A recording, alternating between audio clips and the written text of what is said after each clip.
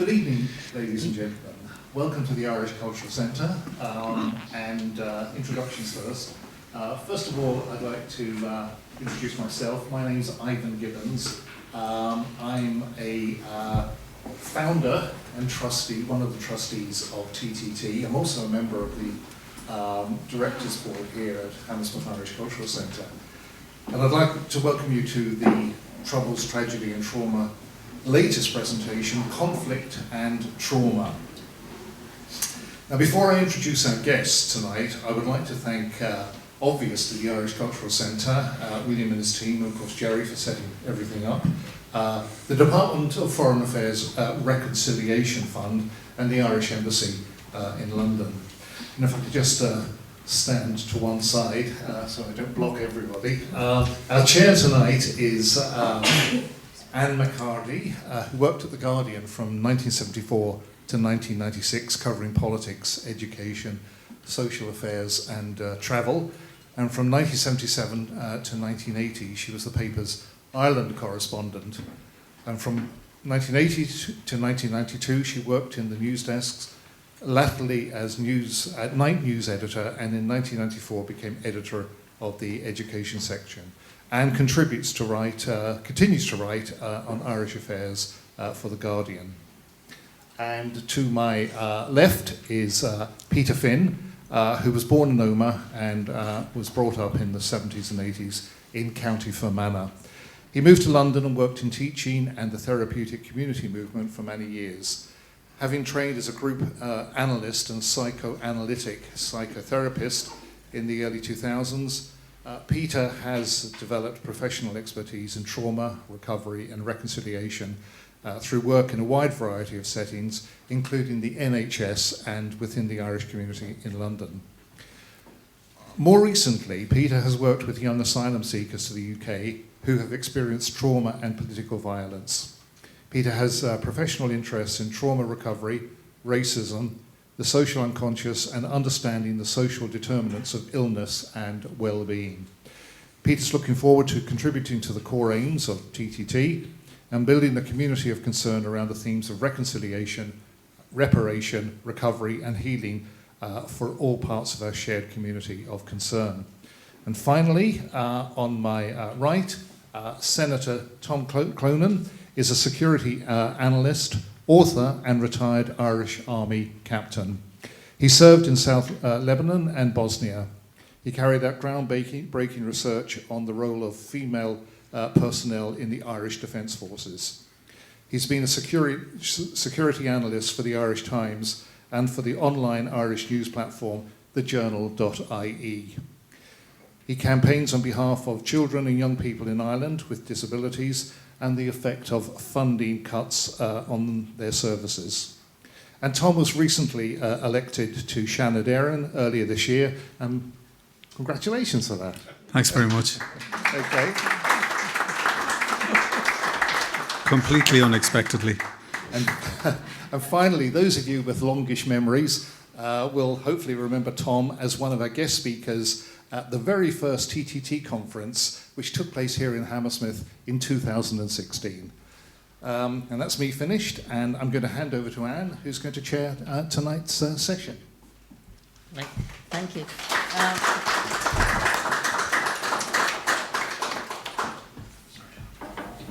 Well, to introduce myself briefly and how I ended up writing about Ireland, I did a history degree and then a journalism training. And I got a trainee job in Luton, just as the Tower of London and places like that were being blown up by the Irish in the early 70s. So The Guardian recruited me, or was happy to take me on at the time of those bombs in 1974, because they wanted somebody who actually knew at least what a bomb was from this side of the water rather than that. The news editor then said anybody who was writing about bombs here ought to go and at least have an understanding of Belfast. So I arrived in Belfast in January of 76, just as yet another political experiment was failing at Stormont, and then spent that summer that year predominantly working in Belfast, although commuting backwards and forwards. And I was therefore in Belfast and working in Belfast in the August of 1976 when Magella O'Hare was so tragically and brutally shot. And so that story has always been actually seminally important. And I've watched with admiration as Michael has kind of campaigned and eventually got to a point where, wow, you did it, congratulations. And I appreciate just how important it is now to continue to do what I can see you're doing and make sure that victims continue to get a proper voice and their voice isn't shuffled off into a committee run by someone from this side of the water. I continue to write. What I do predominantly for The Guardian now as a freelance is I write stock obituaries of, currently got Adams, Trimble, Peter Robinson, all kind of written, and let none of them die tonight. I did Gareth Fitzgerald, I did Seamus Mallon, I did Martin McGuinness, so I haven't exactly stopped writing about Ireland since I stopped being at The Guardian. And I actually find obituaries fascinating to write because as a historian, which is what I started life as a historian, I can see that what I'm doing now, quite often, Seamus Mallon, when I wrote his obituary, I was correcting the fact that there was a day in about 1979 when Seamus on the Sunday rang me and said, hey, the government has agreed to overfly the border. And I went, you sure? He said, of course I'm sure. So I rang the British government and said, is this true? And I got a standard blank. Not going to comment on that. We led on the story. Seamus rang me that Monday morning and said, I didn't say that. I said, yes, you did. No, I didn't. Yes, you did. No, I didn't, he said. The problem is you have forgotten that when I say the government, I never mean London, I always mean Dublin. And it's one of the great lessons of journalism. Make sure you check your sentences very carefully before you press send. I was asked to be here today at rather short notice, but by a very good friend of mine, Fionnuala O'Connor. I'm sure a lot of you know. Fionnuala and I were in the trenches together in Belfast terms as young reporters, and we remained good cooperative friends. And so here I am. And then I've always been.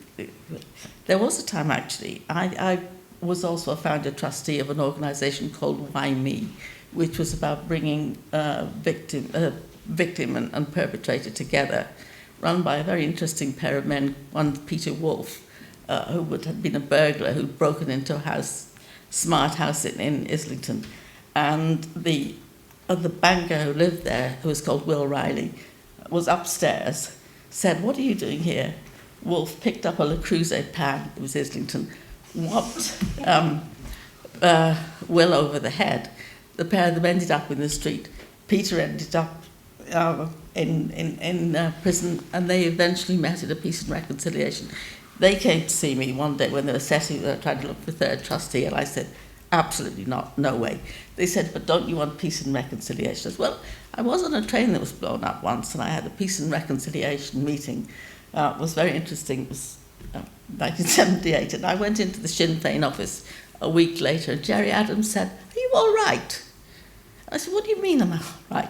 He said, we saw you on telly, we were worried about you. I said, but it was your pum, Gerry. Yeah. And he said, yes, but we saw you on television and we were worried. You know, that's, for me, that sort of sums up Ireland, and why I'm very fascinated by what you're doing in terms of trauma and looking for ways of promoting healing. Yeah, thank you very much. Can you hear me okay? Yeah. Good. Welcome everybody. It's good to see us all, and I like a little intimate gathering, which is, I think, nice for this subject. Yeah, I've been interested obviously in thinking about trauma and reconciliation, healing old wounds for a long time. But I think that there are probably a few specific things I'd like to say, following on your invitation, your kind invitation to get involved and contribute a little bit from my own kind of experience, Michael. You know, in relation to the kind of conversation we're hoping to initiate and to begin here, because you know, I wonder if enough time has passed that maybe we could start talking in these kinds of settings and, you know, in these public ways. But if we were to do so, I suppose that the first thing I'd say was I'd want us to do that in the context of recovery, something called recovery, which is a specific set of ideas about mental health treatment and where the onus or agency in engaging in matters of mental health might begin, and it might start from the people who are experiencing the problem. So I think that one of the things I'd like to emphasize just at the outset is, you know, the sense in which in thinking about trauma, there are some traditional ways of thinking about trauma in which the person who may have experienced a trauma or a series of traumatic events, however that is storied, is invited to be treated by someone else who's perceived as someone with expertise, a professional with specialist knowledge, who might be imagined to know things that others don't. And I think more recently we've begun to question that particular aspect of mental health treatment, the critical psychiatry movement, the survivors movement, mental health, and more modern ways of offering people and ensuring that people have agency and empowerment in their own recovery journey. And for a lot of people that might be watching TV, collecting stamps, playing chess, getting into politics accidentally, writing obituaries. You know, we might be involved all the time in activities of rest and activities of work that we already know make us feel a bit better about old wounds and maybe current hurts. So that would be one of the first kind of ethical sensibilities I would want to begin with and invite us all to think about or engage with the subject. I suppose another of those might be something around inclusion. I'm interested in thinking about reconciliation, about what are the limits of our capacity to include, you know, in others. If we pay attention to our own hurts, can we include the hurts of others, including perhaps the hurts of others who've hurt us? And living in this multicultural city, as you know, many of us have for a long time, where we do live in an experience, I think, of everyday inclusiveness, inclusion, and diversity. People we meet from all walks of life in our daily lives. That feels something that we might be able to reflect on and think about in the diaspora, and maybe offer back to where we've come from. But we might want to think a bit more about it ourselves first. I have a terrible problem. Having handed over my bag, I don't have a watch. We keep you right on. Thank you, Michael. Get Tom in on it. Fantastic. There's a big watch there. Thank you, and over to you. Well, I mean, this is a universal theme, and it struck me when you said about, that's Ireland. I don't know if you recall in the 70s and 80s, the doctrine of the Armalite in one hand and the ballot box in the other. So as a young army officer in the early 90s, I would have been involved in what we called aid to the civil power operations, or armed support operations for our police force up along the border. And we participated in searches, surveillance operations, arrests, extraditions, all sorts of interesting things for a young guy. You know, when your frontal lobe isn't fully developed and you have no sense of risk or even, you know. But when I went to Lebanon, I was part of a group with the United Nations. We went up to Beirut to meet Sheikh Nasrallah, who's the head of Hezbollah. And he's still the head of Hezbollah. And I had been practicing my Arabic, so Kifak Sadiki means kind of like, how are you, fine man, sort of thing. But Kifak Habibi means, how are you, my precious little darling, or something like that. So we were introduced to Sheikh Nasrallah, a very formidable man, you know, like with all his entourage. And I got an opportunity to say hello to him, so I said, Kifak Habibi. And that drew some amusement from them. But what was interesting was he talked about what the philosophy was for South Lebanon. And he said Hezbollah has a political wing called Hezbollah, and then we have an armed wing. And he said, we have, through his interpreter, a new philosophy that nobody has ever heard of. He said, we have the Quran in one hand and the Kalashnikov in the other. And the French and everybody, they were all taking notes, and we were all, the Irish, of course, were going, we've heard of that. And then years later, I was in London, and the Russians had just invaded Georgia back in 2008.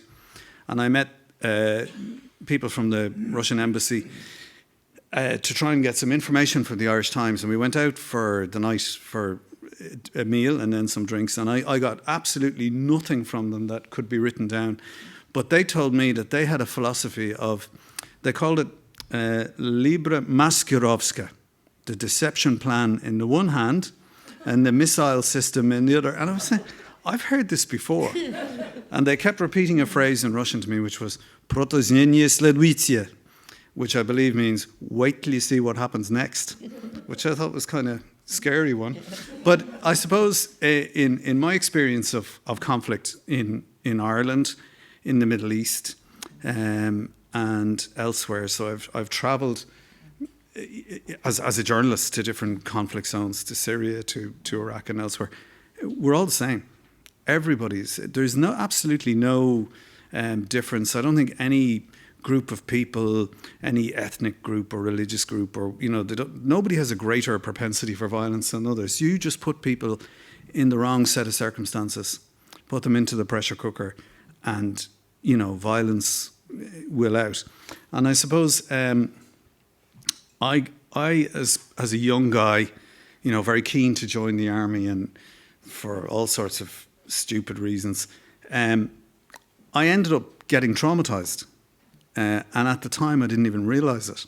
So in 1996, when I was in Lebanon, it was a very violent deployment.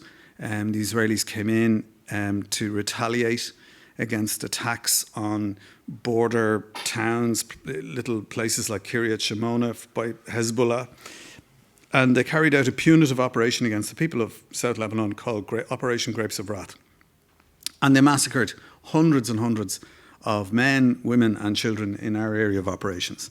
And as a young guy, I was in charge of the armour. We went out, we provided security for the engineers. They dug down, they pulled out the bodies of all these little children and elderly people and teenagers. And after one incident in a place called Clonan, 117 people were killed in one incident. 24 hours later, I was back in Dublin, walking up Grafton Street, with nowhere to take that experience, nowhere to sort of communicate it. But I found over the years that in terms of processing trauma, it's very useful to talk about it. It's very, very therapeutic. So I don't know how this is making you feel, but it's really good for me, and it helps me to kind of incrementally, I suppose, share the burden. And so I would say it's not only useful to talk, I think it's absolutely essential that we talk to one another. And not just here in the Irish Cultural Centre, but, I remember as a young guy in the 80s, travelling over to the UK, people would hear your accent and they'd be frightened, on the tube. Could this guy have a bomb in his backpack?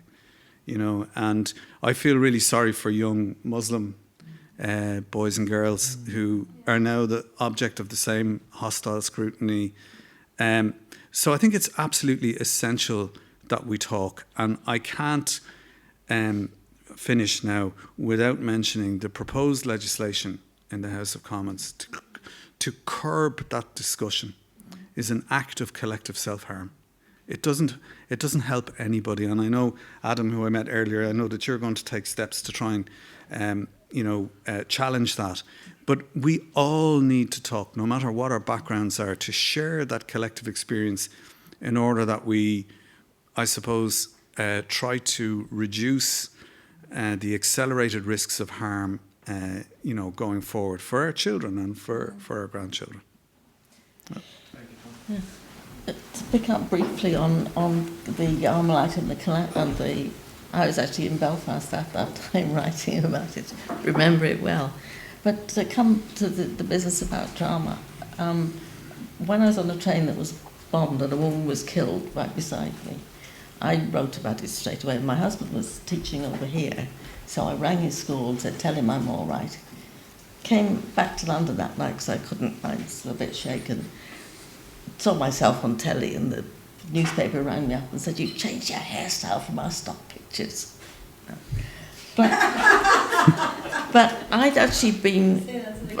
Yeah, I'd actually gone up to... The bomb went off, kind of between first and second class. I was stuck at the back of first class having my breakfast on the way to cover a court case. The bomb went off. I went to the window, standing at the window. The army's coming down at the bank. The guard had asked me I could see if there was a doctor on. There wasn't.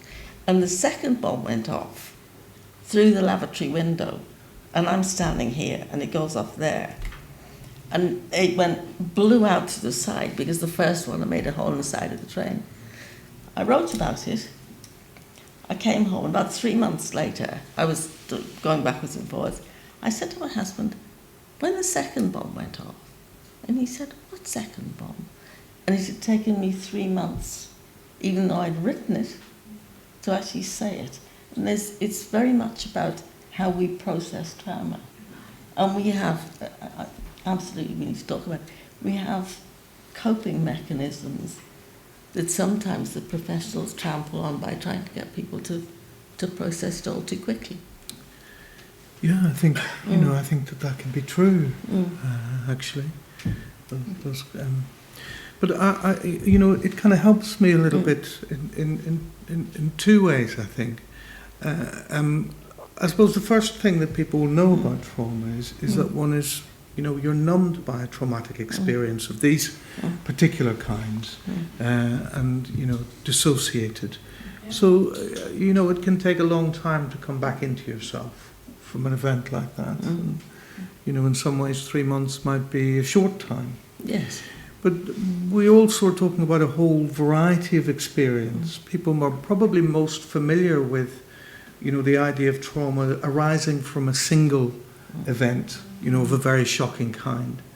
But we are starting to work, I think, to think more about there being quite a wide variety of trauma, and that something called cumulative traumatic stress might have been an endemic experience for people who were living in Northern Ireland in the Troubles. I mean, quite reasonably, you could ask, it would be more curious if someone had been living through the Troubles in Northern Ireland and hadn't had an experience of, the accumulation of traumatic stress because of the ordinary stresses and worries of, daily life, crossing checkpoints or, going shopping, getting searched, and having, I suppose, close shaves, experiences of being, as this one you've just described, of being very close to an event and being a witness, but also, someone who is profoundly shocked by something that takes someone else's life. But the other thing I wanted to say in response, Tom, to what you're saying is about the relief of talking. That on the one hand, I think trauma is a social process, is a way of, and actually that some of the ways of giving or gaining relief from trauma are in telling the story, but not perhaps just once, but telling and retelling, because over time the retellings changes, and that might be a very I think, a very appealing idea in Irish culture because, you know, we love a good story, and you would never tell it only once, surely. You know? And you know that we all might benefit from telling the same story and hearing it a few times, you know, over again. That might be a very enriching experience and an important one. Mm. You worry about your watch whenever I talk, I think, Anne, Yes, so I'll stop there. No, I'm worrying about my watch all the time. But Michael's going to keep me straight. I mean, it is absolutely fascinating to look at, well, the importance of talking, the importance of kind of looking and trying to take life forward from the difficult points. I mean, I've always thought that I'm really glad I was a reporter, a young reporter in the 70s rather than now, because I wouldn't want to be going to Ukraine. Yeah. Well, I mean, you know that, I think it's the first line of one of Dickens's books, it was the worst of times, it was the best of times. Well, for me, the worst of times in terms of processing, so what happened in Lebanon, you know, it came back to Ireland and just carried on. And then in 2003, we had a little baby girl, Leodin, who had a cord accident at birth, and we lost her. And when we went to bury our little daughter and put her into the ground, I just found it really hard to turn around and walk away. But that moment was like a lightning rod moment because it reconnected me to the experience in Lebanon and all those little children. And for the first time, it made, so as a kind of an adult, as opposed to being a young person, it made me fully appreciate what had happened. And this is something that Michael had said to me about, you know, getting older. The trauma doesn't, you know, this thing about time heals. Time is a funny thing. It revisits you. And for me, there was a kind of a time delay.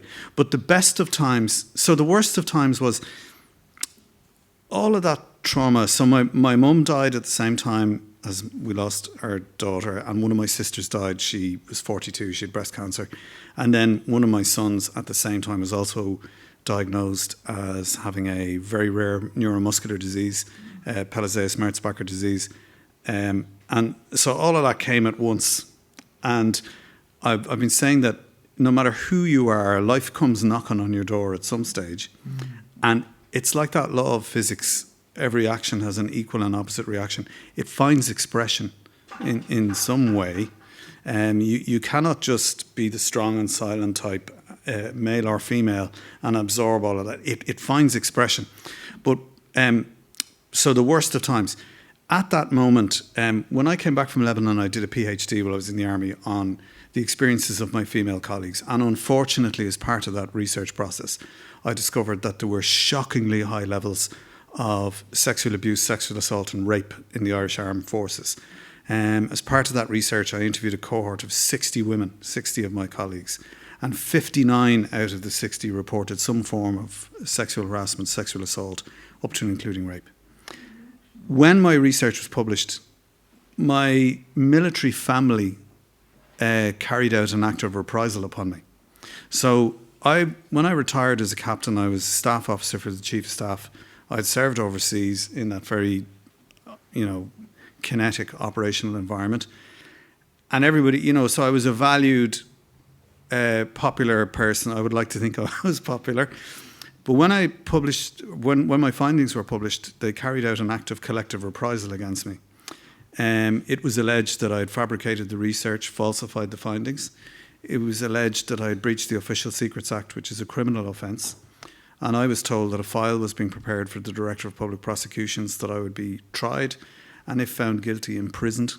I'd started a job as a lecturer in the third level sector, and as a public servant I was on probation. I was informed by my employers that you know, I probably wouldn't, that I would be put into not that I probably would, that I would be put into a HR process and I'd lose my job because my research had been fabricated, and because the president of the institute said that every time he turned on the TV or the radio or opened a newspaper, he saw, you know, my former chief of staff and people repeating this.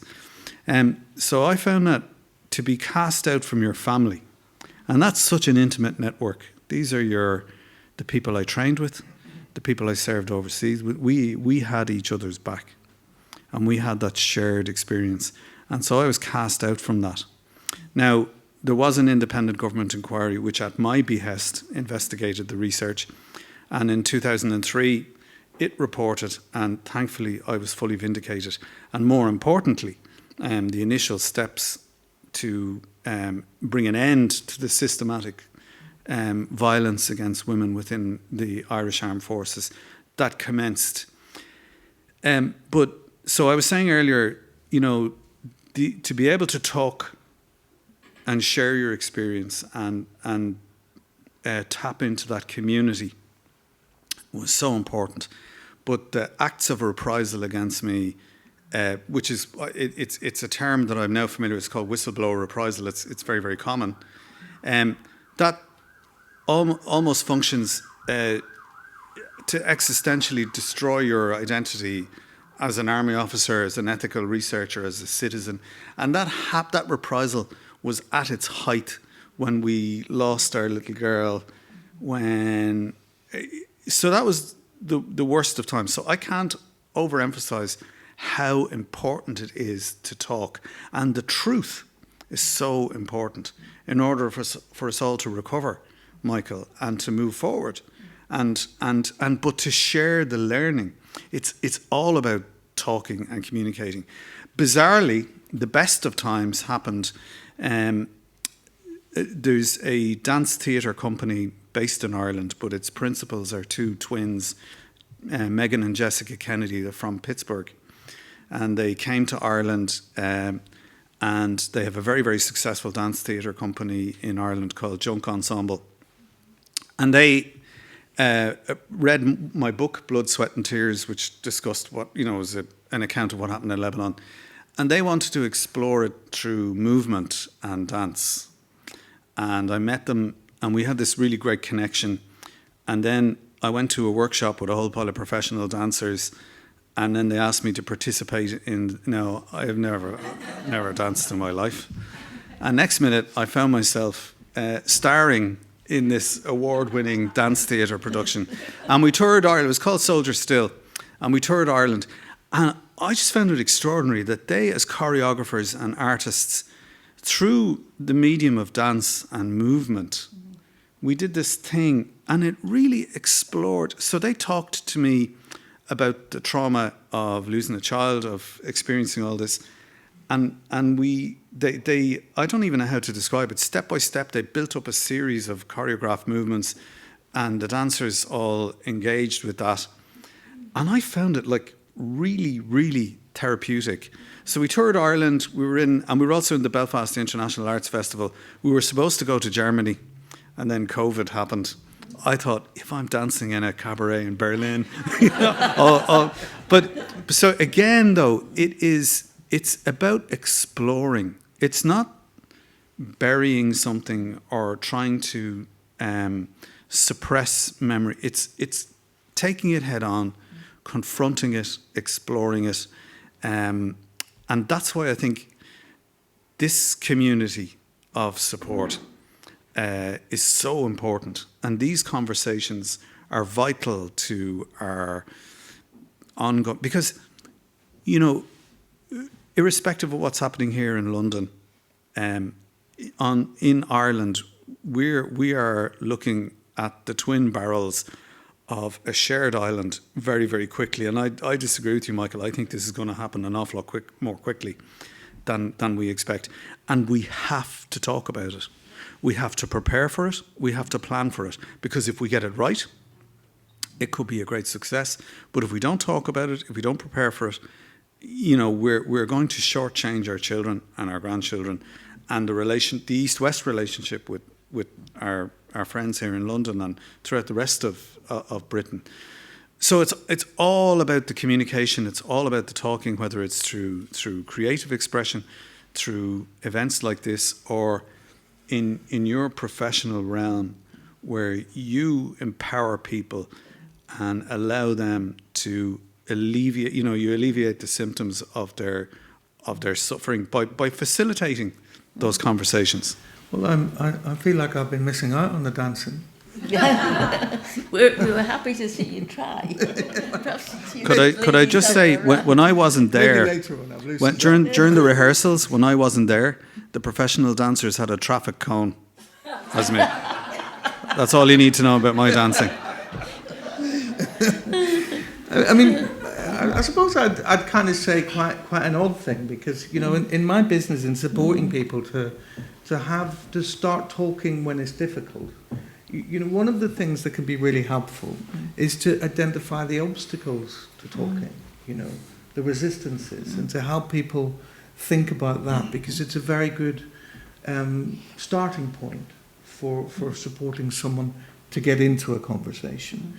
And I think that one of the really important obstacles that many of us may have learnt in Northern Ireland was the maxim, well, whatever you say nothing. You know, because it's so familiar. Because I think, partly because of the nature of the conflict, you know, the people knew that their neighbours were hostile or had committed terrible crimes against family members. You know, and it was a very, very intimate conflict and a very close one. I think that there was a lot of social difficulty in managing everyday conversations. So everybody learned a way of being, to live with the tensions of the trauma during the Troubles, which was to say, whatever you say nothing, and mean it. The problem is that over the years, that kind of internalized, you know, maxim, a form of self-governance, which I think may have meant that people couldn't even have a conversation inside themselves to kind of work out what they were thinking and feeling, living with the tensions of, you know, difficult things, but the tensions of everyday life. That you have to kind of unlearn that way of being. And maybe I would imagine that that's a really important obstacle to having the conversations that we're wanting to kind of promote. How do you unlearn something that has kept you safe in everyday conversation? You know, spending some money in the shop, you know, buying something off people on the other side, doing business, getting on the bus, getting off the bus, you know, all of those everyday conversations, as well as, you know, the big, really difficult moments as well.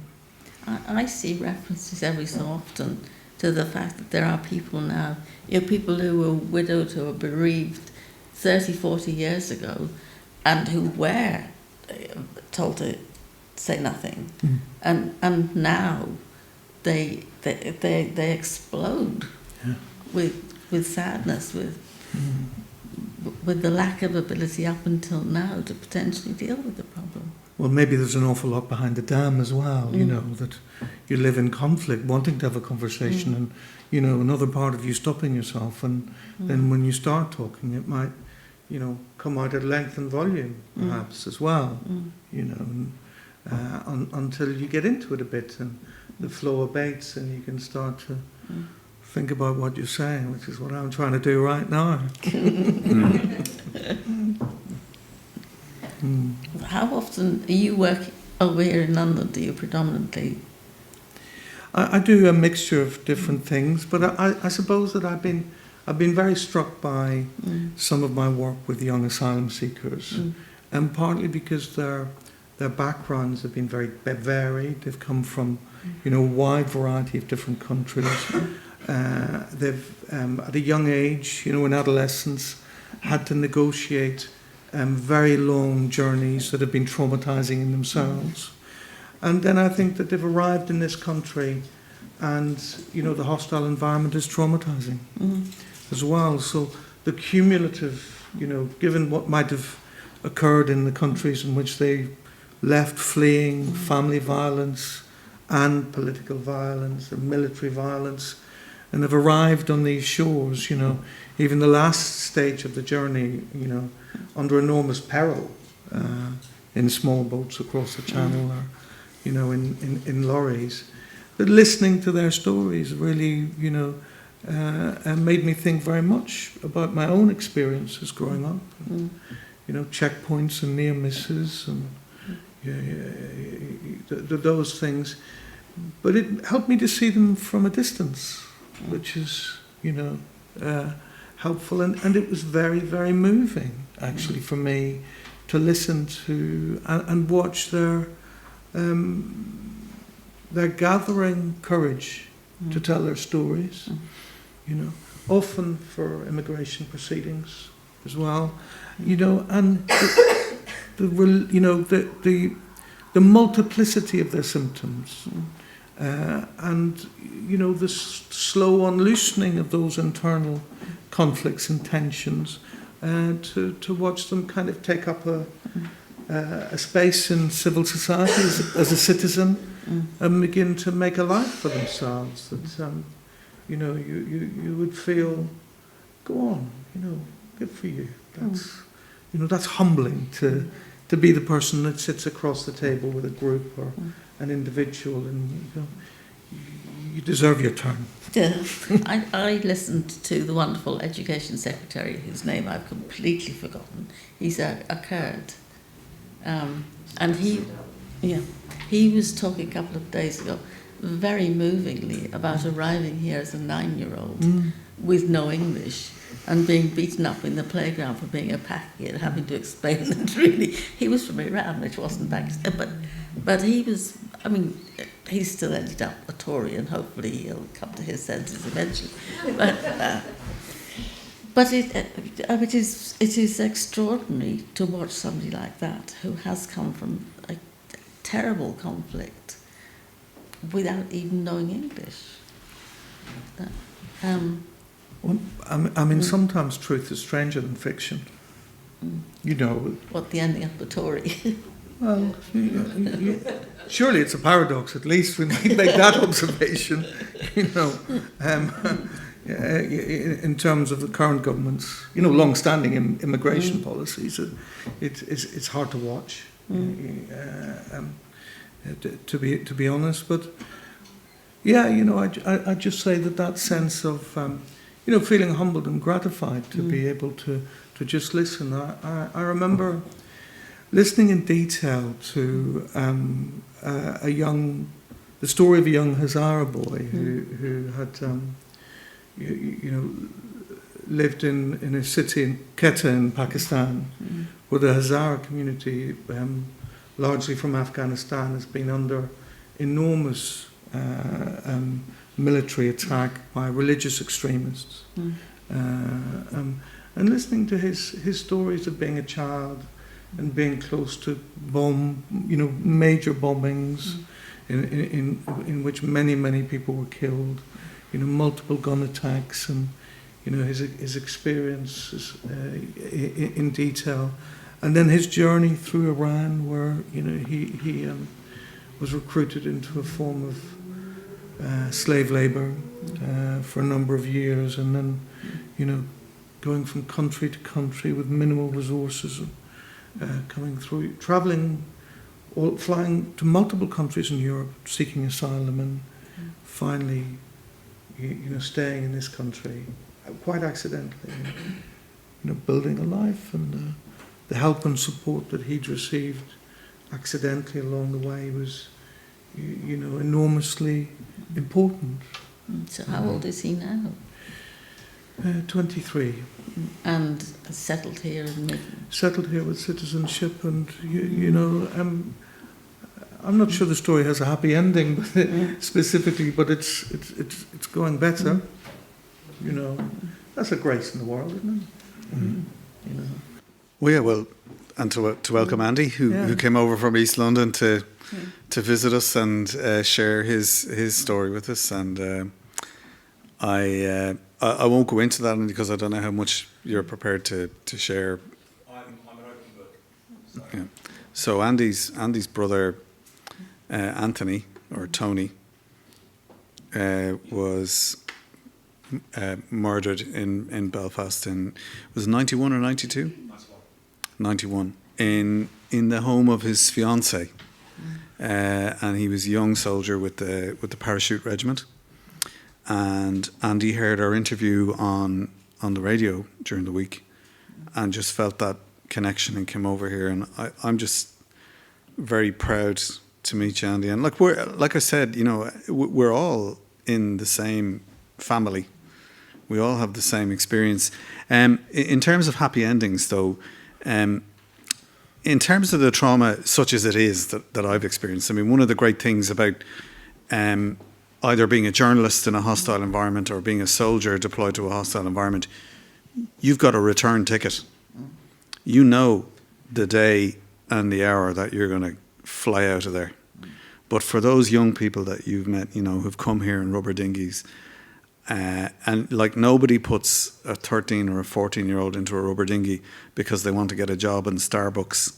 They are running for their lives. And I mean, you've seen it, I've seen it, you've seen it. So many people in this room have seen it, the sheer terror. But for my own trauma, for what it's worth, my eldest guy, he's 21 and he fancied himself as a rugby player, and he tore his cruciate ligament just before he was about to do his A-levels. Best thing that ever happened. He could now study for his A-levels or his leaving cert. But, he went and got a surgical intervention, he had physio, and he's fully recovered.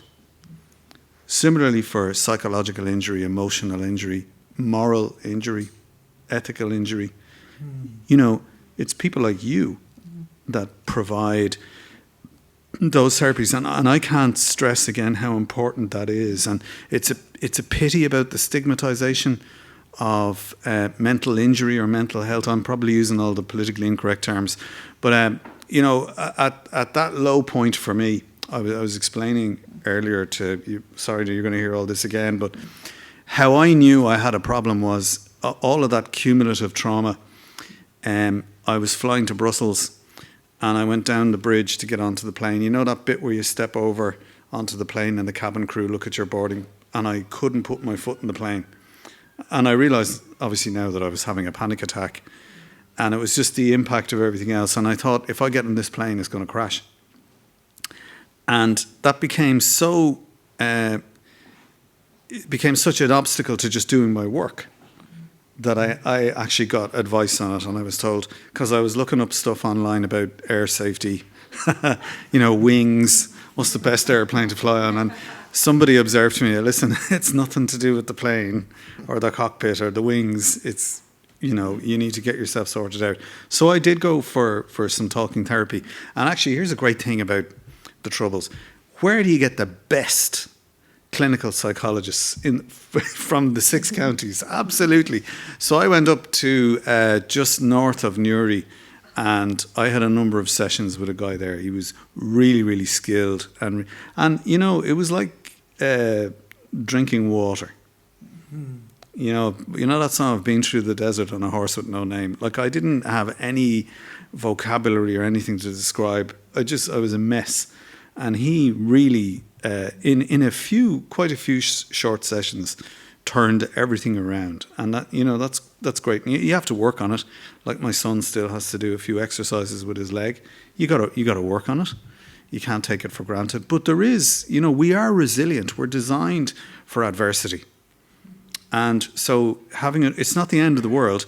And all of the symptoms, risky behaviours, polysubstance abuse, being emotionally closed down, all of those things.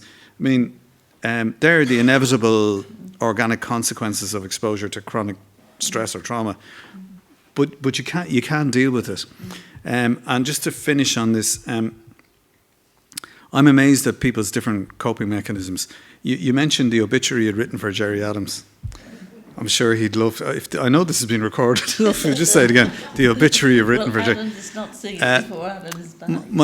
My son Owen, who's in a wheelchair, he had a spinal surgery for scoliosis during his transition year, and then I brought him around to meet people. So we went into our national parliament. We met all the different political parties, but he met Gerry Adams, and Gerry Adams said, he goes, "Why are you in a wheelchair?"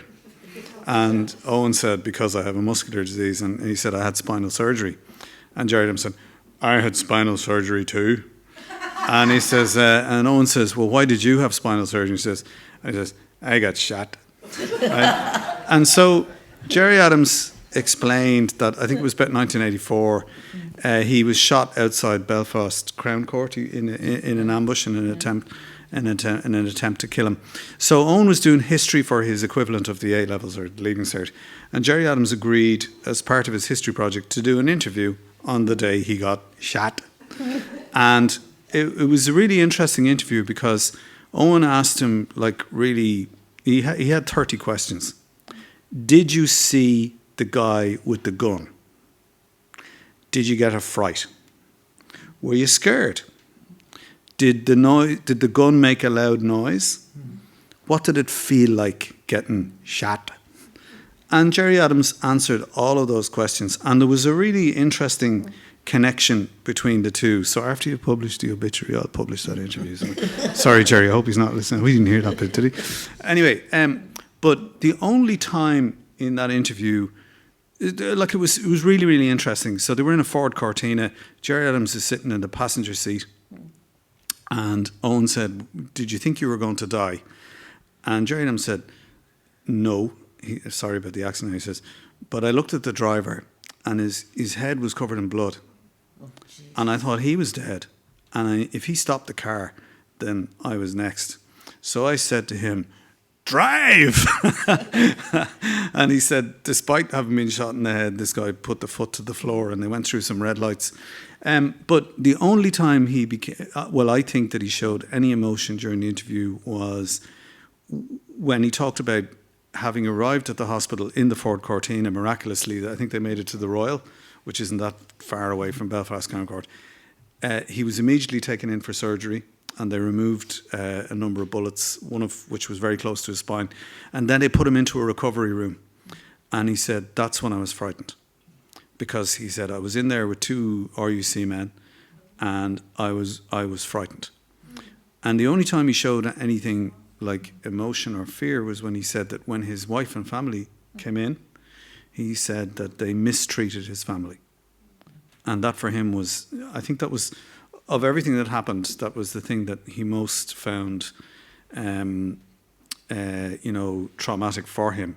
And he said something, Adam, that actually struck a chord with something you said to me earlier. So Owen said, are you angry at the people who shot you? And he said, no, because I would have done the same. And he said, have you ever spoken to them? And he said, no. What would you say to them if you spoke to them? He'd say, thank you for being such bad shots. But it occurred to me, if Gerry Adams, and this goes back to the point about Hezbollah, about the Russians, and I was in Bosnia at the end of that conflict. I met some really lovely Serbs. I met some lovely people there who did the most appalling things. If Gerry Adams had grown up in Bristol or Bath, if Martin McGuinness had grown up in Edinburgh, what would their lives have been like? So I think it's really counterproductive to other people and to see them as kind of like stock, like cartoon characters of good, bad. Like we're all the same. And we just, as I said earlier, find ourselves sometimes in the wrong set of circumstances or in a peculiar set of circumstances that lead to, the most awful outcomes. But I think the one thing we should never do is silence somebody or cancel them and say, declare somebody to be so beyond the pale that we don't listen to them. And I think in Irish public discourse there is, unfortunately, a tendency to focus so much on demonising certain groups of people in Irish society that it obscures the truth of where we are and what we need to do next. And I think, troubles, tragedy, trauma, this thing, healing the past for a better future, we cannot move forward on our island unless we fully confront and get to the truth and the heart of everything that's happened. Because without truth, there can be no reconciliation. And without that reconciliation and the learning that flows from it, we cannot, realise our fullest potential on the island. And I really appreciate, Michael, everything that you've been through. And, you're amazing people to have an initiative like this, to take from such adversity an avenue or a doorway to reconciliation, to truth, and moving forward. And for us all to meet in this way, I feel extraordinarily privileged to be here. I'm going to shut up now. And I really thank you for the invitation. And it's great to speak to you all. I could absolutely second that anyway. And yeah. Hello. Oh, here we go. Good evening, everybody. Just semantics. It's Andy, not Adam, but whatever. I've been called a lot worse. By Apologies. a lot of people. No, it's fine. It's fine. It's all quite new. Okay. Really wasn't prepared to say much, but evening all. Yeah, as Tom, who, by the way, Tom, fantastic man. Shake my hand. Ladies and gentlemen, Tom has been superb since I met him 2 hours ago. But yeah, this is all quite new for me. As Tom mentioned, my only brother, Tony, Private Tony Harrison, was serving in Belfast on his second tour of duty with the 3rd Battalion Parachute Regiment. And he was off duty. He was on leave. He had recently met and fallen in love with the young local girl they planned to marry. And on the evening of June the 19th, 1991, he was at his fiancee's home on leave in East Belfast. Little to their knowledge that an IRA cell had located his whereabouts and had been casing the joint for a few days. They were sitting watching TV and discussing wedding plans. There was a knock at the door. His fiancée answered the door, was met by 2 gunmen, one of which held her at the door at gunpoint, and the other made his way into the living room and shot my brother Tony in the back 5 times, killing him instantly. And he was just 3 weeks shy of his 22nd birthday. That was 31 years ago next month. He was 21, I was 13 at the time. Now, as a 44-year-old father of 2, I very recently embarked on a bit of a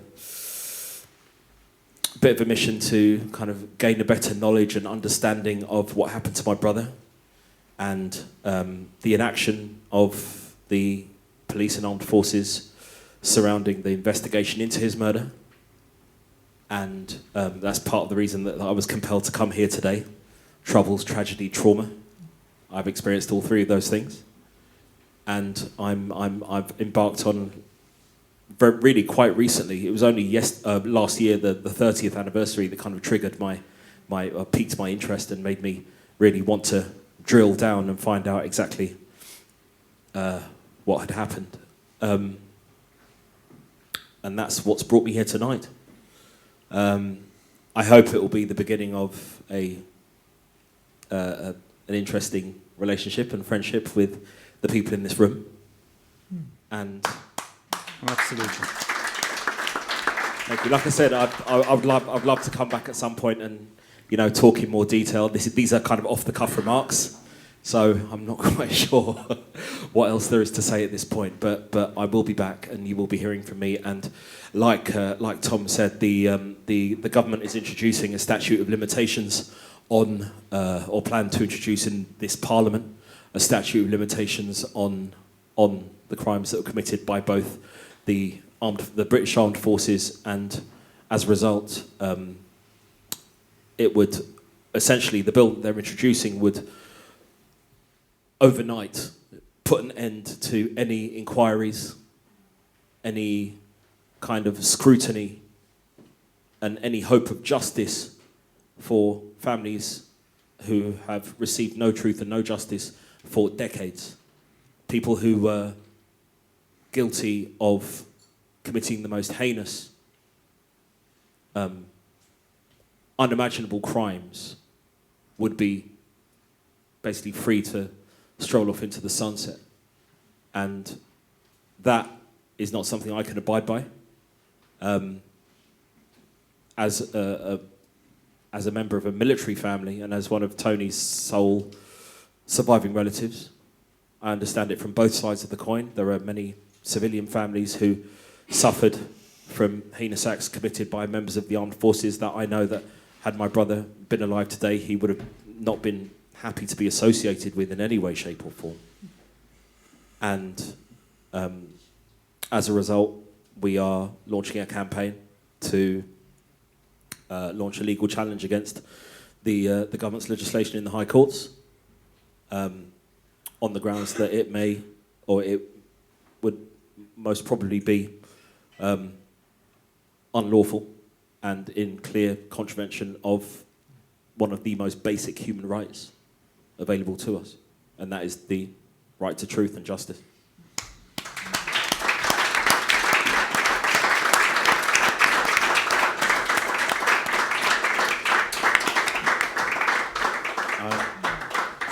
I'm butting in a bit here, but I'm going to invite queries from the floor, and Kathy is the first one.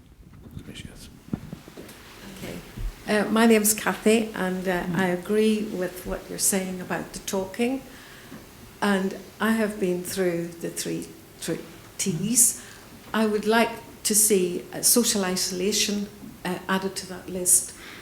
And I'll say why. When I was in the middle of all of this trauma, I came back to London and went to my job. I couldn't talk to anyone. In fact, nobody would talk to me. Even my husband wouldn't talk about the trauma in Northern Ireland. Everybody was frightened to even... friends would walk on the other side of the street rather than talk to me. I tried my church to see what would happen. They had no support from there. I have a professional background, no support from there over all the years. However, I decided that I would invest and become a bereavement counsellor. And my speciality was dealing with families from suicide. And that's where I found my talking. I didn't actually have to talk. I had to listen. And I was very privileged to walk in the footsteps of the people that I was counselling. And I very much hear what you're saying. Mm. And to this day, I think that's the best thing that happened to me. 46 years on, and I can now talk, and people will listen. But for a very many years, nobody listened. I couldn't talk to anybody. Even my father said at the time that I didn't exist because I was living in London, so he didn't want me to be traumatized by anybody that I met. So even more social isolation. So I came to one of these before, and I'm already beginning to think there is help for people, even after 46 years. And listening to people's stories, which the last time there was a film about my brothers, it's all helping. It doesn't matter how long it is. The backstories have to come out at some time. Thank you.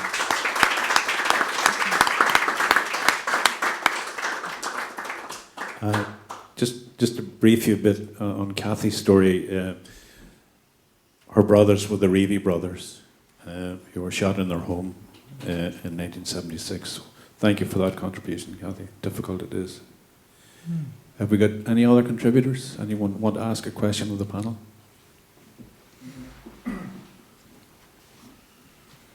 Hi, my name's Simon. A very close friend of mine is a journalist in South Africa, and she was very heavily involved in the Truth and Reconciliation Committees. And said there was really horrific stories on both sides that came through on that.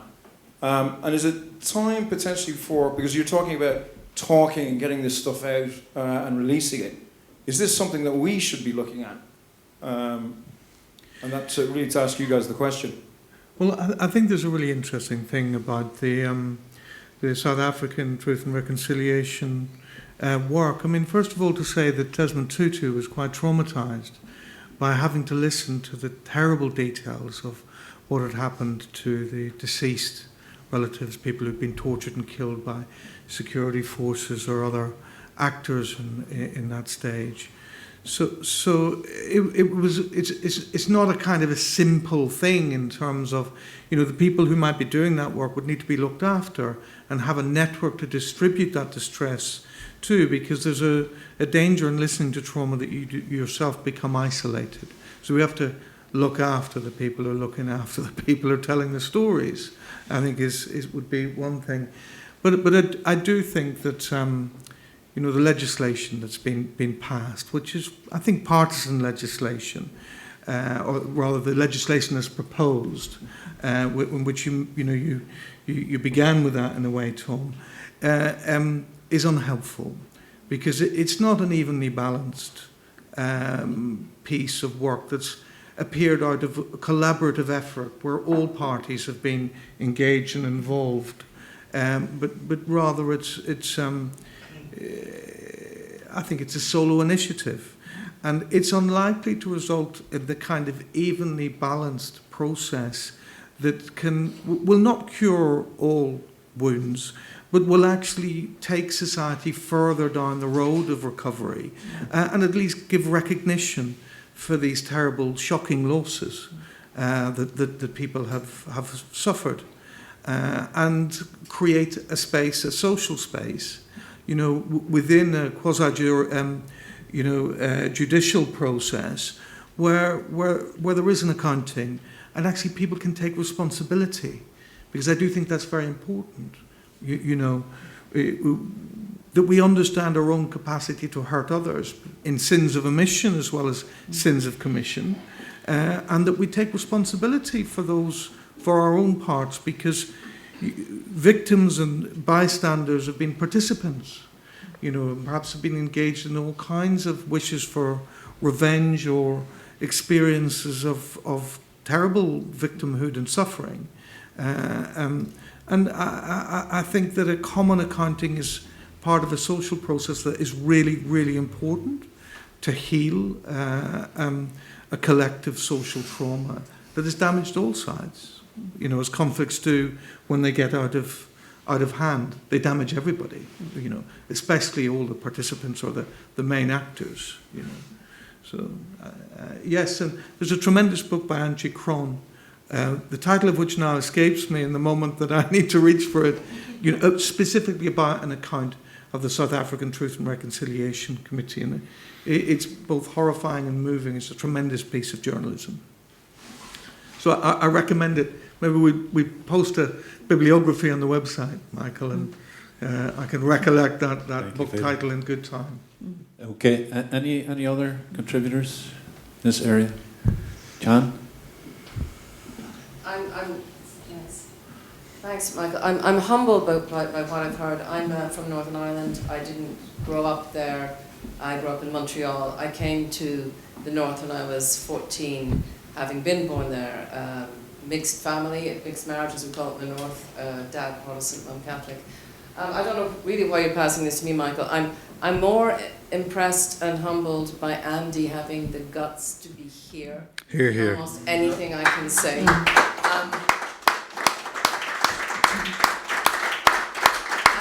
There's about 10 things I could say about my experience in the North and coming there as someone from grown up in North America. I spoke French. My name is Jan. It was Janet Pamela Winter. My brother was Kieran. Kieran Kernan Winter. Completely different experiences, identifying whether we were Catholic or Protestant, the lives we had, how soldiers dealt with us. I lived in Hollywood, just outside Belfast. People think it's a really trendy town. Patrick Keelty says it was the first place to have aubergines. It was very middle class. But it was a barracks town. It had the palace barracks. Our experience with the soldiers and the Paras was not good. My brother Kieran's experience as a young teenager was not good. But I remember especially a young woman in the town who was a young Catholic woman in the town who was going to marry the posh young Catholic in the town, a small town, everybody knew who they were, and she fell in love with a soldier. And she married him. And I have to say, the wrench and the gut-wrenching of that, and the questions and that were asked, and it was a great wedding, but they had to leave. Of course they had to leave. He was from England, he was a gorgeous, handsome man, but and they had a lovely life in California. But there is so much to say. But all I really want to say is, Andy, coming here, you don't know who you're going to meet, what we've all had as experiences. We didn't know you, what you've had as experiences. None of us knows. But your presence here is a reminder, and it's humbling. So thank you for being here. Thank you. I bet you're glad I handed you the mic now. You did very well. Dr. Tom Griffin here has got a question for the panel. Yeah, I just wanted to ask, the South African sort of truth and reconciliation process was mentioned. I mean, obviously there was an amnesty as part of that. Obviously it seems to be very different from what the British government is proposing, but is an amnesty ever an element? Can it, from the point of view of victims, ever be a worthwhile element of a reconciliation process if it does get people to talk? Or is it the wrong way forward? I mean, is the accountability element more important? It's hard to say, I think. One of the things that relatives of victims do want to know is what happened to their loved ones. People who've been disappeared, whose bodies haven't been recovered. And, it's a terrible interference with the grieving process and a collective trauma in itself. I think one of the difficulties with an amnesty is it equally distributed. And I think that it involves an individual negotiation for each person in the process. If they're confronted with that offer as a reality, it may be in a helpful way of supporting a process whereby the perpetrators are helped to take responsibility, and that the families of the victims are enabled to hear what happened to their loved ones, including in their final moments, which is a very difficult thing to be spoken out loud, or indeed to be written down. So, but there's a lot to be thought about in terms of how it's negotiated and how actually the families of the victims are brought into that conversation from the beginning, rather than told at some point this is the outcome of some conversations in which you were not involved. And so I think personally I would really hesitate to voice a firm opinion about what the right thing is, but I would want the experts to be consulted, and I'd want such an amnesty to be a product of some diligent work that's done with integrity and rigour, and with humility and honesty in relation to taking the initiative from the families of survivors. Could I just jump in there?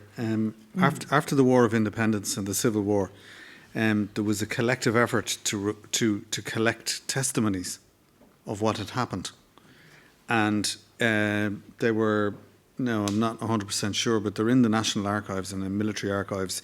So I think there was some kind of a time frame put on them that they wouldn't be opened until after people had passed away. But it gives us a better understanding of what happened during the War of Independence, and particularly the Civil War, so that we can understand ourselves. I think it's a pity what happened with the Boston tapes, because I think it's really important that we collect the testimonies of everybody, people who were, all the stakeholders in the Troubles. And I would say North and South, there are very senior people in our police force in Garda Síochána who are, obviously retired now, but the clock is ticking. They won't be around in the next 10 or 15 years. And I think it's really vital that they have that we collect those testimonies to find out what exactly happened. What was we know from things like the Smithwick Tribunal of Inquiry that there was massive collusion, not just amongst the security forces in Northern Ireland, but in the Republic. On Garda Síochána and Óglaigh na hÉireann, the Defence Forces, collaborated with and colluded with the British security services, the paramilitaries, the Provisional IRA, all sides to the conflict. It was a dirty war. And if we want to understand that, learn from it and move forward, again, it's my recurring theme, it's about the communicating of it, but how do we do that? And, you know, your question about the Truth and Reconciliation, you know, I would have thought, yeah, that's the answer. But it is difficult, as you were saying, you know, in terms of protecting everybody involved, and would it involve an amnesty? But if there were a mechanism or a means of collecting the testimonies of everybody before it's too late, before we need to capture what happened. I want to ask about the young people in Northern Ireland today and intergenerational trauma. You know, we're talking about a lot of people outside of Northern Ireland and in Northern Ireland who want to forget about the Troubles. They don't want to talk about it. And I think intergenerational trauma has to be talked about. But secondary to that as well, watching the House of Commons this week and what came from that, and in terms of the government in Northern Ireland at the moment, you know, we have our families in Northern Ireland who can't get GP appointments, they can't get operations, they have a government that is not working. The Good Friday Agreement is on its knees, or it seems to be, and there has to be acknowledgement of that around the world, globally, in Northern Ireland and in this country, as to how intergenerational trauma is affecting us as young people and our future and the future of young people in Northern Ireland. So I guess the intergenerational trauma, Peter, is a question for you and young people in Northern Ireland, and citizens of Northern Ireland now is a question for the panel in general. Thank you. Well, thanks for that enormously difficult question. I mean, the business of transgenerational trauma is really, you know, important, and it's well evidenced. But we're not, you know, I couldn't say, and no researcher, you know, no matter how well read, could actually say with reliable accuracy what are the mechanisms by which transgenerational trauma occurs. Now, one of the ideas about transgenerational trauma that makes sense to me is one possible way is that for the survivor of trauma, certain conversations may be very aversive. So you may have a kind of a startle reflex, you know, a sudden moment of freezing if a particular kind of conversation comes in the family. And so what children may learn, without it ever being spoken, is they might learn that there is something very, very wrong in the conversation, but they've no idea of its source. So that there's a transmission of, you know, an unthinkable, unknown thing that is transmitted through the body. Because, of course, you know, we communicate in families all the time through our bodies. We don't, you know, we don't realise just how much that occurs. So, you know, an idea like that makes sense to me. I think that there is an intergenerational or transgenerational healing in taking up. And sometimes what the first generation can't talk about, the second generation comes to talk about it. And, you know, it's interesting in a city like London where we've had successive generations of immigrants from populations who've been enormously traumatized. And one of the places that the transgenerational trauma has really been worked on is the children of survivors of the Shoah, of the Holocaust. Particularly in London, there were groups, you know, 40, 50 years ago who were meeting and talking and sharing their experiences and metabolizing what their parents had been through that they couldn't talk about. So, you know, we know that there is a higher incidence of mental health difficulties in Northern Ireland. We know that a proportion of that very clearly is linked to the Troubles, and we know that that crosses the generational divide, both there and in the diaspora. So what we mean, I think that one of the ways in which that can be worked with is through the kind of public dialogues that we're having, where perhaps there may be quite a lot we could share across ethnic, political, national divides. You know, indeed, there might be more that kind of brings us together than divides us in some of these important conversations if we can tolerate the vicissitudes of pursuing them, because of course we will encounter in ourselves moments of division. So, but I do think it's really important, and it's important that we don't leave it perhaps for the next generation to have to metabolize this when perhaps they might not even know where it's from. Mm. In terms of the generations now, I mean, I live here. I haven't been there throughout the lockdown, but I do see evidence of, well, first of all, the sad evidence is that through the Troubles, the people became more divided. Yes, mixed middle class Belfast was fine, but the big estates were built out on the edges, and so there was less opportunity for the young people to communicate than there was in the day when the Shankles and the Falls were right next to each other. But I think one of the great tragedies is that Brexit has happened, and whereas we were in Europe, and Europe was allowing a healing process and a gradual identity that was shared and outside the island of Ireland. I mean, I can only agree. I think there's something quite, important. It is tragic what the outcome of Brexit is, and maybe continues to be, and will be further. Was there a recent call for England to leave the Union? Yes. What a good idea. Yeah, which is a logical extension, I suppose, of Brexit. Hi, I'm glad you brought up about the arts. I'm a poet. I've just been working on a 3D story map of Omagh, my hometown, and it's actually been my first. I've been a practicing artist and facilitator in many countries all over the world, and it was my first time working back in my hometown, and it brought up a lot of stuff that I didn't know was there. And what I found was, I was working with English producers. We were the only town out of this national project that was in Northern Ireland. And I was like, we can't just leave out the bomb. And they wanted to leave out the bomb. And I was like, how are people going to come to Omagh? And then there's 38 stories and not a one of them's about the bomb. And what really struck me was how awkward the English people were about it. And they sort of were all like, oh, we need to safeguard you and make sure you're okay. And I was like, the traumatizing thing is how much you expect me to participate in the erasure of this. Mm-hmm. And I managed to get it done, and that's good. And there'll be 4 bomb stories out of the 38. But I think it's really important that the arts plays a role in how we explore this. Because it's not about do we lock everybody up, or is there more? I mean, I interviewed Kevin Skelton, whose wife was murdered in the bomb, and her daughter was in my class at school, and we never talked about it.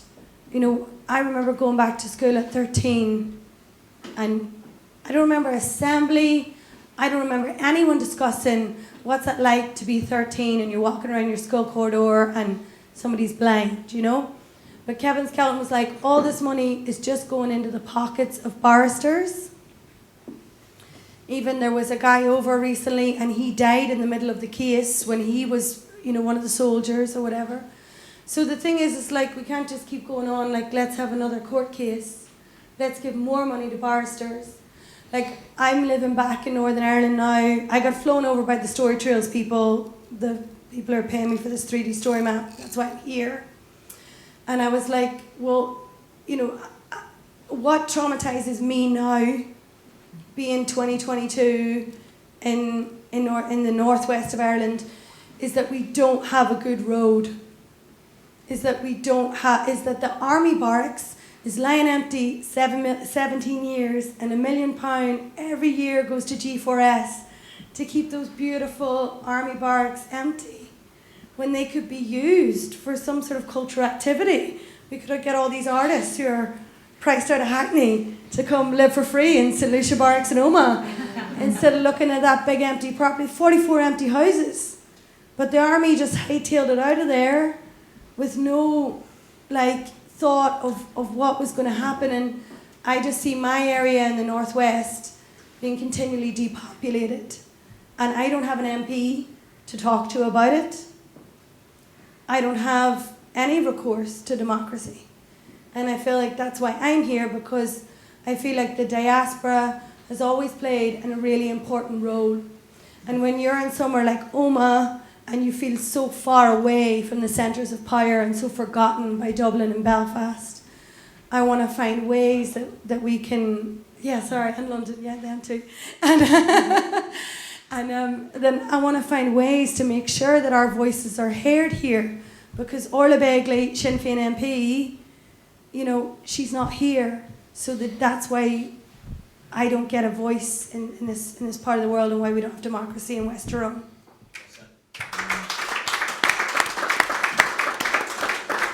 Well, could I just say on that about the arts, and in an attempt also to address what Colette was saying about the intergenerational aspect. I mean, Derry Girls as a phenomenon helped to reconnect everybody with what happened, and to explore it in a safe way, but also in an intimate way. Like, the arts are extremely important. For me to see because I'd never in my life seen my teenage life represented in this way, and suddenly to have gone from being outside of Northern Ireland my whole life, and people always trying to get me to explain it, but they didn't really care, but they kind of wanted it in a tweet, Mm. And then to suddenly see I was in Malaysia and people loved Dairy Girls, and suddenly people had a reference point for what it was like to be a teenager in the late 90s in the west of Northern Ireland, even more so. So I think that we need more of that. We don't necessarily need to pay more lawyers. Yeah, and I think, but also I would say, as an outsider, the education system for young people in Northern, people are still educated separately and apart the communities. And I think that's something that needs to be worked on. That's something, again in Omagh, they knocked down the whole army barracks, got rid of 350 houses, a swimming pool, a shop, etc., brownfielded the whole site, and it's supposed to be a shared campus where they're going to move all 5 schools out of their existing buildings and then move them and still be 5 separate schools with 5 separate uniforms. Like, the Protestant and the Catholic school are closer now than they may well be in the shared campus if it even gets built. And the people responsible for building that are in Bangor. There's no name, there's no picture, there's no person. I don't know who to go to about that. They don't ask, they go consult. The same reason why we don't have the road. Because they said, we'll do it through a carriageway, but they never asked the Protestant farmers. So the Protestant farmers took them to court and they got it stopped, and now we've no A5, and that's the road from Letterkenny to Dublin. Because decisions are always being made by people who are not there and who don't know the reality of the ground, and it's not people who are from the area who are actually having any kind of role in decisions that need to be made, and in making sure that the people in the area are actually they know what it's like in their own place, and that they have some kind of power and some kind of voice, and they're just entrenched in it. Thank you. Good evening. There isn't really enough hours in the day for me to say what I really want to say. But first of all, I originally come from South Armagh, and we all know some of the things that has happened there. But I want to address this business of collusion. And first of all, with the government wanting this amnesty business, it's very annoying to hear that, given the fact that we had paid agents of the state or operating in Northern Ireland, but in South Armagh, and they were allowed to do whatever they basically wanted, and the results speaks for itself. How can you brush under the carpet situation where you have serving police officers. These are the people that are paid by everybody's tax dollar or tax pound or whatever you want to call it. These are the people that are paid to actually look to protect you when they're actually going around in collusion with the hierarchy to do away with people. It just doesn't seem, it doesn't sound right for a start off. And we are now 40, 50 odd years after some of those atrocities that were perpetrated by what was called the Clonan gang in South Armagh.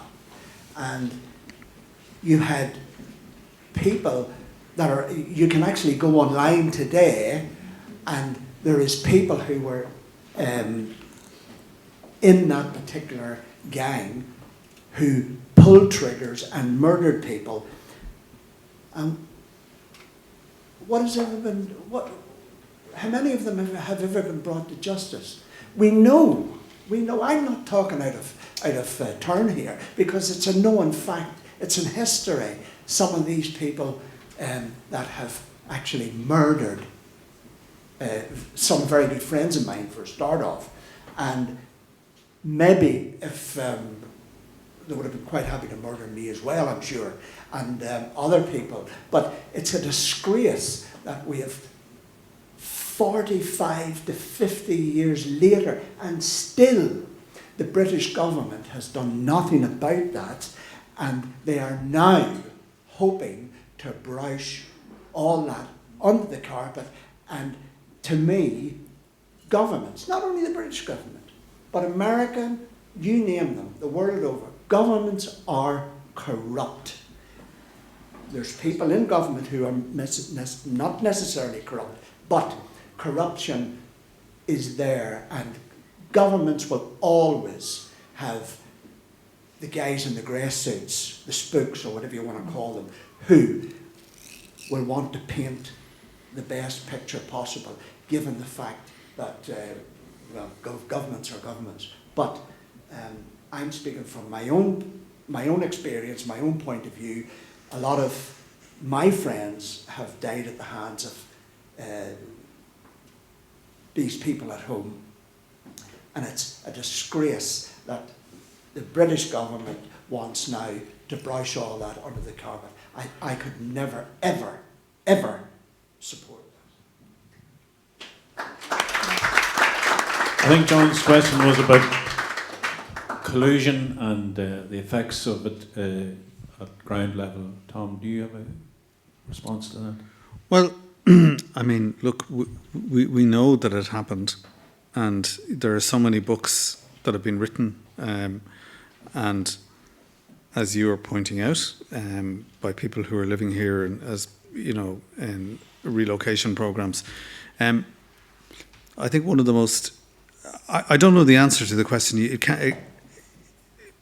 Something that Colette said to me really struck a chord with me. She told me that when people canvassing, knocking on Colette's door, you give them an earful, and that's what we can do. If politicians are there at our grace and favour, and They don't go to Westminster. Pardon? They don't go to Westminster. They don't go to Stormont. Well, I think you're going to find that situation is going to be overtaken by events. So, I mean, I think sooner rather than later. I mean, the Assembly is dysfunctional. You have a group of politicians there who are effectively carrying out a veto, and that's not what the spirit of the Good Friday Agreement had intended. There should be no veto.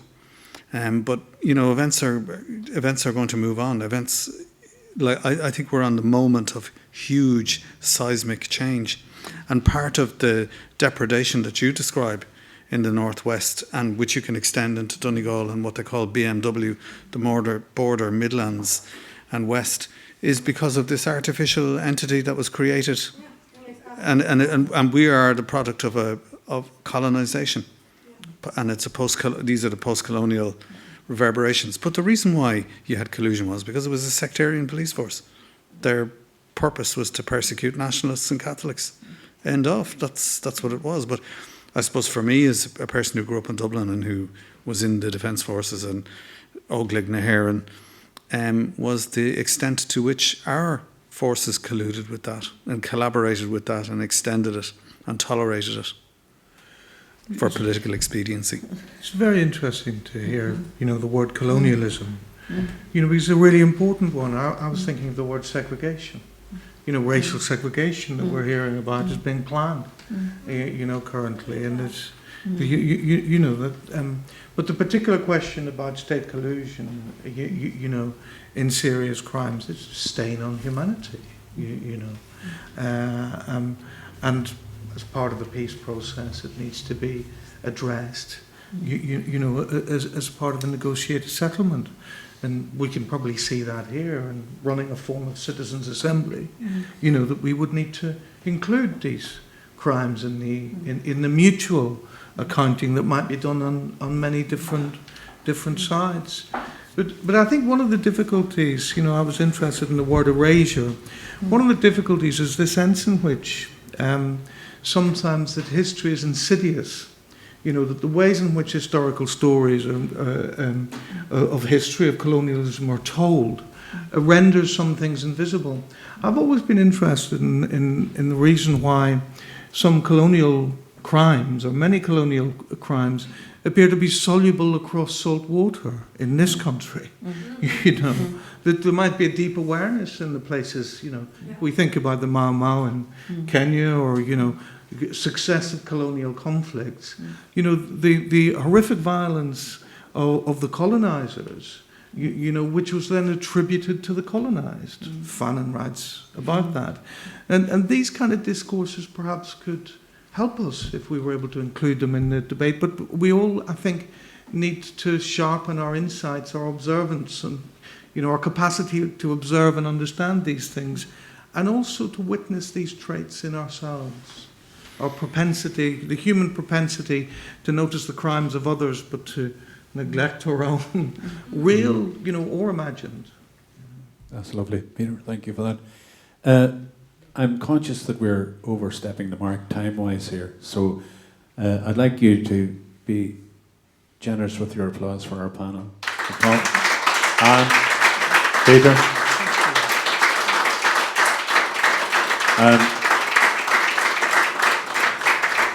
That's good. Well done. And we'll reconvene in the bar down below. Andy, have you got a question, or is it a statement? It's just a very, very brief statement. Okay, but do it from here. And then we'll head downstairs. And again, thank you for attending TTT. A smaller event this time, but that's the way we planned it, because we were doing something totally different this time.